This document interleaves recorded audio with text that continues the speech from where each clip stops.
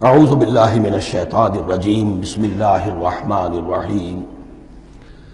اب ذرا کچھ ضمنی مسائل ہیں کہ جو بعض کفار کی طرف سے، بعض معتزلین کی طرف سے پیش ہوتے تھے، وہ کبھی بھی اس چیلنج کا مقابلہ تو نہ کر سکے، میدان میں تو نہ آ سکے۔ یہ بالکل ایسی بات ہے جیسے کسی مصور کی تصویر پر اعتراض کرنے والے تو بہت تھے۔ جب کہا گیا کہ ذرا یہ لیجیے قلم، اس کو ٹھیک کر دیجیے، یہ برش آپ کے ہاتھ میں دیتا ہوں، اب سب پیچھے ہٹ گئے۔ تو کوئی صورت قرآن کے مقابلے میں لانا وہ تو ان کے لیے ممکن نہیں تھی، لیکن ادھر ادھر سے اعتراضات کرنے کے لیے جو زبانیں کھلتی تھی ان میں سے ایک اعتراض نقل کیا جا رہا ہے۔ وہ یہ تھا کہ وہ کہتے تھے کہ قرآن مجید میں مکھی کی تشبیہ آئی ہے، یہ تو بڑی حقیر سی شے ہے، اعلیٰ کلام ہو اور اعلیٰ متکلم ہو وہ ایسی حقیر چیزوں کا تذکرہ نہیں کرتا۔ بیت العنکبوت مکڑی کا بھی ذکر ہے قرآن میں، اتنی حقیر شے کا، یہ کوئی اعلیٰ کلام نہیں۔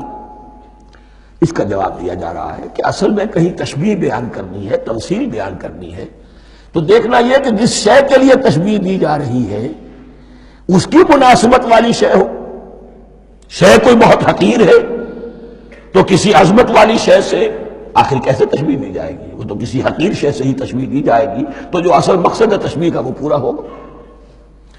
ان اللہ لا یستحیی ان یضرب مثلا ما بعوضۃ فما فوقہا، اللہ تعالیٰ کو تو اس میں کوئی جھجک نہیں ہے، کوئی شرم نہیں ہے کہ وہ مچھر کی مثال بیان کرے، تو اس سے اوپر، اب یا فوقہا میں دونوں معنی ہو جائیں گے، یعنی کمتر اور حقیر ہونے میں اس سے بھی بڑھ کر، یا یہ کہ اس سے اوپر کی کوئی شے اس کی مثال دینے میں اللہ کو کوئی جھجک نہیں، اس لیے کہ مکھی بھی بہرحال مچھر سے تو ذرا بڑی شے ہے۔ اس معنی میں بھی ہو سکتا ہے فوقہا، اور فوقہا اس معنی میں بھی کہ اس سے بھی حقیر ہونے میں اس سے بھی بڑھ کر۔ فَأَمَّا الَّذِينَ آمَنُوا فَيَعْلَمُونَ أَنَّهُ الْحَقُّ مِن رَّبِّهِمْ، تو جو لوگ صاحب ایمان ہیں وہ جان لیتے ہیں کہ یہ حق ہے ہمارے رب کی طرف سے۔ وَأَمَّا الَّذِينَ كَفَرُوا، اور جنہوں نے کفر کیا ہے، فَيَقُولُونَ مَاذَا أَرَادَ اللَّهُ بِهَذَا مَثَلًا، یہ کیا مثال اللہ نے دی، کیا ارادہ ہوا اللہ کا اس مثال کے ذریعے سے؟ ناک منہ چڑھا رہے ہیں، اعتراض کر رہے ہیں۔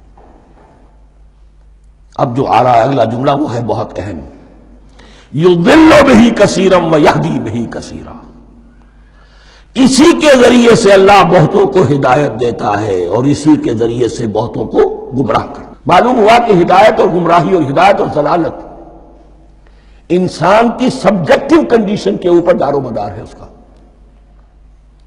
آپ کے دل میں خیر ہے، بھلائی ہے، نیت صحیح ہے، طلب ہدایت، طلب علم، اس میں آپ سچے ہیں، آپ کو ہدایت مل جائے گی۔ دل میں زیغ ہے، کجی ہے، نیت میں ٹیڑھ ہے، فساد ہے، تو اسی کے ذریعے سے اللہ آپ کی گمراہی میں اضافہ کر دے گا۔ یضل بہ کثیرا ویہدی بہ کثیرا، لیکن اللہ کا یہ کسی کو ہدایت دینا اور کسی کو ضلالت دینا الٹپ نہیں ہے، کسی قاعدے اور قانون کے بغیر نہیں ہے۔ وما یضل بہ الا الفاسقین، نہیں گمراہ کرتا وہ اس کے ذریعے سے مگر صرف سرکش لوگوں کو، جن میں سرکشی ہے، تعلی ہے، تکبر ہے، اور ان کے اوصاف کیا ہے؟ الذین ینقضون عہد اللہ من بعد میثاقہ، جو توڑ دیتے ہیں اللہ کے ساتھ کیے ہوئے عہد کو۔ اور سب سے بڑا عہد یہ سورہ اعراف میں چل کر آئے گا، عہد الست۔ عالم ارواح میں ہم عہد الست کر کے آئے، الست بربکم قالوا بلا، کیا میں ہی نہیں ہوں تمہارا رب؟ تمام ارواح نے میں بھی تھا، آپ بھی تھے، سب تھے، کل انسان، جتنے انسان دنیا میں آج تک آ چکے ہیں وہ بھی تھے، اور جو آنے ہیں ابھی قیامت تک وہ بھی تھے، لیکن تھے صرف ارواح کی شکل میں، جسم نہیں تھے۔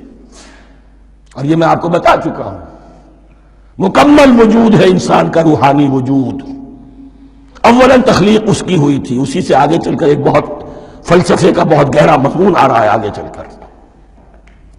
وہ جو عہد الست الست بربکم قالوا بلا، انہوں نے اس عہد کو توڑا، اللہ کو اپنا مالک اور خالق اور اپنا حاکم جاننے کی بجائے خود حاکم بن کر بیٹھ گئے۔ الیس لی ملک مصر، کیا مصر کی بادشاہی میری نہیں ہے؟ I am the sovereign. We are sovereign. Popular sovereignty. بغاوت، سرکشی، فاسق. وما يضل به الا الفاسقين الذين ينقضون عهد الله من بعد ميثاقه ويقطعون ما امر الله به ان يوصل، اور کاٹتے ہیں وہ چیز جسے اللہ نے جوڑنے کا حکم دیا ہے. اللہ نے صلہ رحمی کا حکم دیا ہے، یہ قطع رحمی کرتے ہیں. مال کی طلب میں بھائی بھائی کو ختم کرتا ہے، اس کے مال کو ہتھیانے کے لیے، اپنی ذاتی اغراض کے لیے تمام اخلاقی حدود جو ہے انسان پسو پیش ڈال دیتا ہے. اپنا تکبر، اپنے لیے تعلی. الذین، آپ دیکھیے نوٹ کیجئے، اس میں ہماری شریعت کا فلسفہ یہ ہے، ایک تعلق ہے اللہ کا بندے کے ساتھ، حقوق اللہ، ایک ہے بندوں کا بندوں کے ساتھ، حقوق العباد. اللہ کا حق کیا ہے؟ اسے حاکم اور مالک، اور حاکم سمجھو، الملک سمجھو، خود اس کے بندے بنو. انسانوں کا حق کیا ہے؟ کونوا عباد اللہ اخوانا، سب آپس میں بھائی بھائی اللہ کے بندے بن جاؤ. اور اس میں سب سے اہم ترین رحمی رشتہ ہے، سگے بھائی بہنیں. پھر دادی کے اوپر جا کر وہ کزنز آ جائیں گے، پر دادی پر جا کر اور جمع ہو جائیں گے، یہاں تک کہ آدم و حوا پر تمام انسان جمع ہو جائیں گے. تو رحمی رشتے کی بڑی اہمیت ہے. تو وہ فاسقین کے جو توڑتے ہیں اللہ کے عہد کو، اس کو مضبوطی سے باندھنے کے بعد، وَيَقْطَعُونَ مَا أَمَرَ اللَّهُ بِهِ أَن يُوصَلَ وَيُفْسِدُونَ فِي الْأَرْضِ، انہی دونوں چیزوں کے نتیجے میں زمین میں فساد پیدا ہوتا ہے. یا اللہ کی اطاعت سے باغی ہو گئے، اور یا آپس میں ایک دوسرے کی گردنیں کاٹنے لگے. اولئک ھم الخاسرون، یہی لوگ ہیں جو بالآخر خسارے میں، آخری اور دائمی خسارے میں رہنے والے ہیں. کیف تکفرون باللہ وکنتم امواتا، تم کیسے کفر کرتے ہو اللہ کا. بڑا پیارا انداز ہے. وکنتم امواتا، تم مردہ تھے، فاحیاکم، تمہیں زندہ کیا، ثم یمیتکم، پھر تمہیں مارے گا، ثم یحییکم، پھر جلائے گا، ثم الیہ ترجعون، پھر تم اس کی طرف لوٹ جاؤ گے، لوٹا دیے جاؤ گے. یہاں وہ بات آ گئی جو آج نگاہوں سے بالکل اوجھل ہو چکی ہے. یہ ہم دنیا میں آنے سے پہلے مردہ تھے، کیا مانی؟ یہ مضمون آ کر اصل میں سورہ غافر یا سورہ مومن میں چل کر اس کی پوری وضاحت ہوگی. لیکن چونکہ یہاں تذکرہ ہو چکا ہے عہد ارس کا، ہماری پہلی تخلیق ہوئی عالم ارواح میں، ارواح کی صورت میں، پھر ہمیں سلا دیا گیا. وہ ہماری پہلی موت تھی.